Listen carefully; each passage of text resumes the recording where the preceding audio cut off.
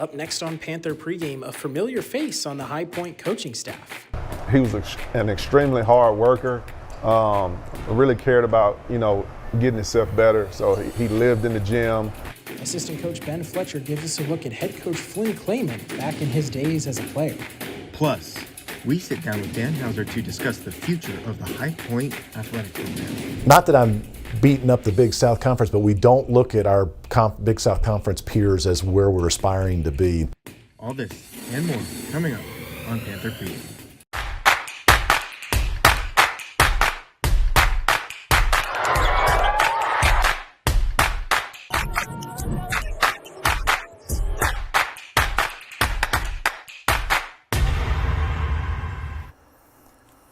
It's game day. Hope you're strapped in and ready to go for the big ESPNU primetime ride.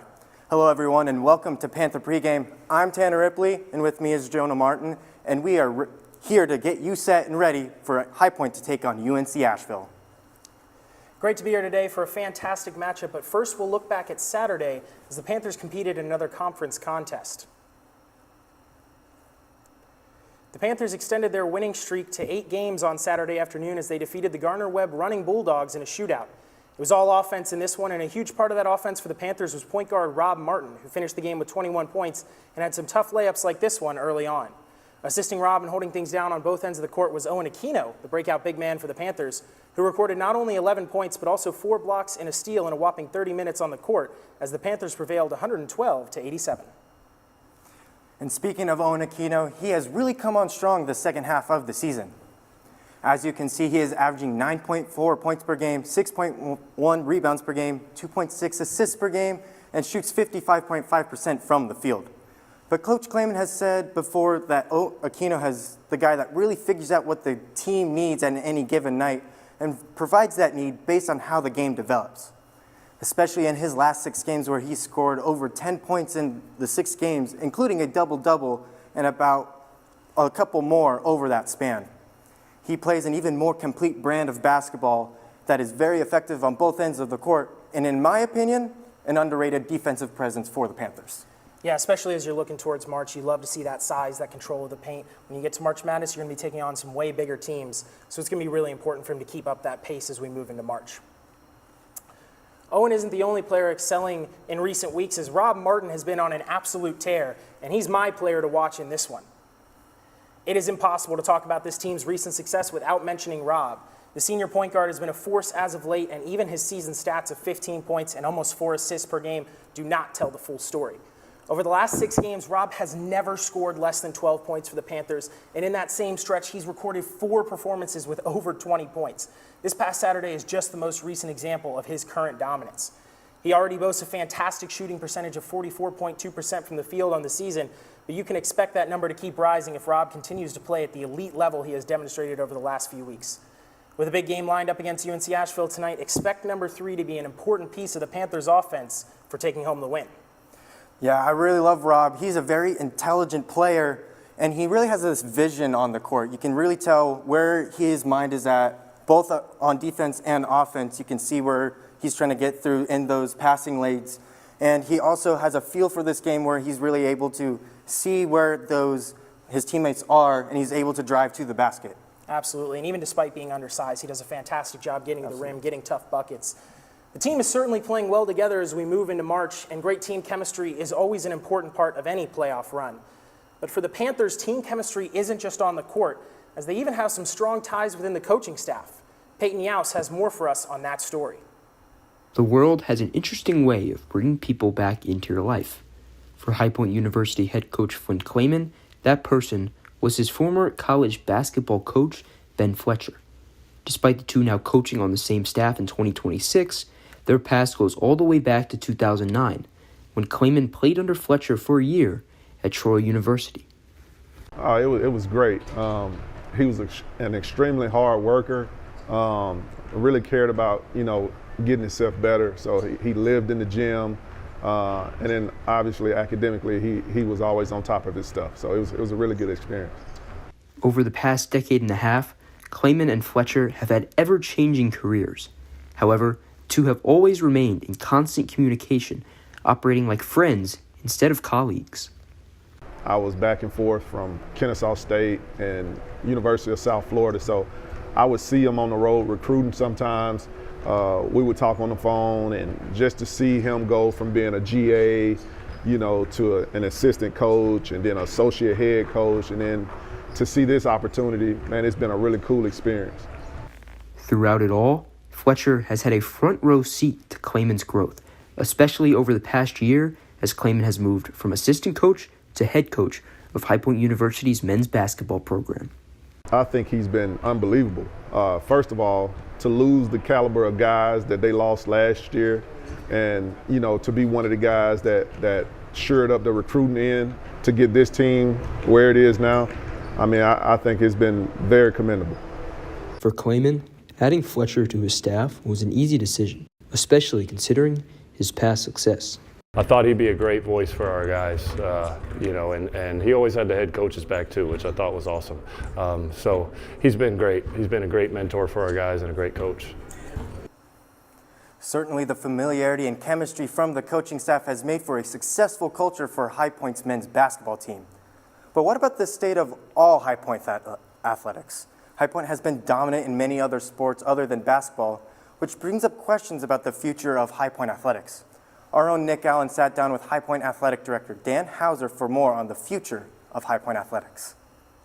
Not that I'm beating up the Big South Conference, but we don't look at our Big South Conference peers as where we're aspiring to be. We look at Marquette University, Creighton University, Xavier, and Gonzaga, and we ask ourselves, why can't High Point University develop into that level of athletic department and that level of national brand? And that's what we're focused on, and we're trying to position ourselves operationally and budgetarily to make those things happen. What's it going to take to get that national recognition, like you just mentioned, the Marquettes, the Gonzagas, those type of schools? I think, we need to try and keep a basketball coach. Alan Huss did a great job, and I can understand why he left going back to Creighton. But if we can keep Flynn for a while and try to get, some success under him, maybe a 4 or 5 year run, again, get to that NCAA tournament 4 out of 6 years. I'd love 5 out of 5 years, but you got to be realistic with a one bid league, but hopefully we can get there on a consistent basis. But we have the arena. We have the campus. I think we have the community and the student fan base to put on a great product and expose ourselves. And then we got to be realistic. We're going to have to chase a little bit of the rev share reality. And the great thing about President Cobain and this unit. You can catch the full interview with Dan Hauser on the NQSC Productions YouTube page. I was in attendance for the interview, and I strongly encourage you to go watch the interview. Mr. Hauser had a lot of really interesting things to say about what's to come for High Point athletics. Speaking of Nick Allen, he keeps quite the busy schedule, as that is all we have for you here in the studio. We're sending you down to the arena where Nick Allen and Lola Riccardelli are waiting with a live interview from Bob Ryan. Take it away, guys. Thank you, Tanner and Jonah. We are here outside the Cobain Arena on this beautiful Thursday evening for the men's basketball game, featuring the High Point Panthers and UNC Asheville, tipping off at 7 p.m. I'm Lola Riccardelli.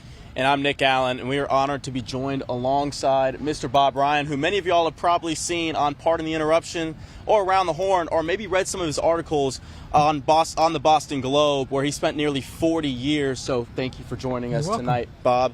I want to start it off. You've seen this college basketball landscape really change over the last 20 years, but specifically in the last 5 years. How have you seen the college basketball landscape change? This is a complete reversal of the principles that guided college sports in America for over 130 years, going back to the 1890s.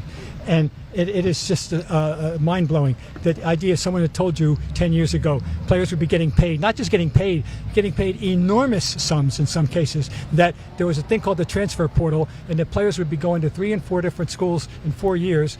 I'm sure advancing toward a degree. Oh, yeah, right, I'm sure. And all the things that are happening, it is unimaginable, yes.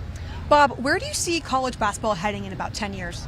Well, the thing is that people are clamoring for, which is kind of scary, Congress is going to have to get involved, because we've got 50 states with 50 different guided rules that they're in conflict.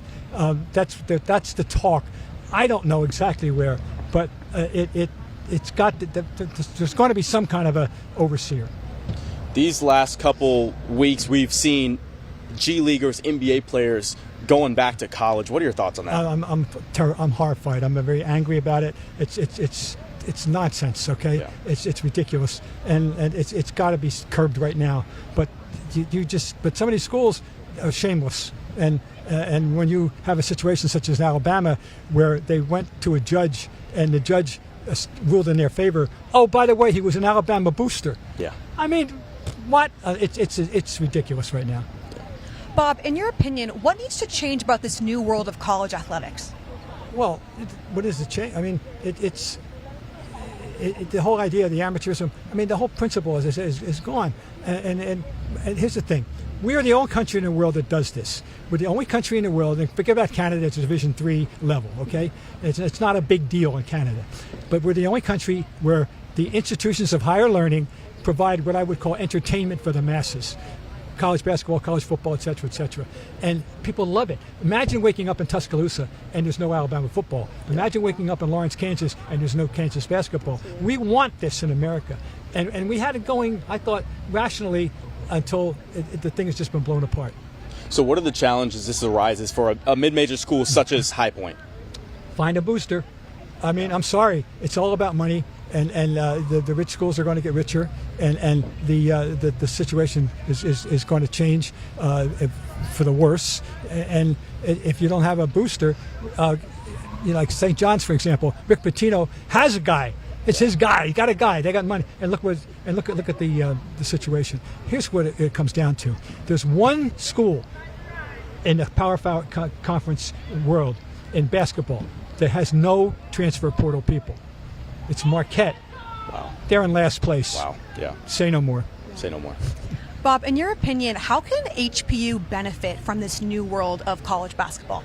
I don't know. I mean, find a booster. I'm serious. No, it's bad because the mid-majors have been poached by the big guys with good players for years. It's going to get worse. It's only going to get worse. You're going to have a hard time holding on to your good players. And not just you guys, but anybody in this circumstance. It's a very terrifying landscape. So lastly, what does the NCAA need to do regarding players, NIL, and players making $3 to $4 million? Do they need to make a cap? This creates an unfair advantage, right? So what does the NCAA need to do regarding the NIL? This is what they've got to decide. But I'm going to say this, whatever they decide, remember this, the whole situation as it has developed, and this crazy conference realignment, absolutely insane, okay? It's not, the players didn't cause it, the ADs didn't cause it, the coaches didn't cause it. The school presidents, the NCAA is the school presidents, and they're the ones responsible. So get their act together. Yeah. Well, thank you so much for joining us tonight, Bob. For Tanner Ripley and Jonah Martin in the studio, I'm Lola Riccadelli. And I'm Nick Allen. Make sure you tune in to ESPNU for the High Point Panthers and the UNC Asheville Bulldogs game, which is happening in less than 15 minutes at 7 p.m. Thank you for joining us.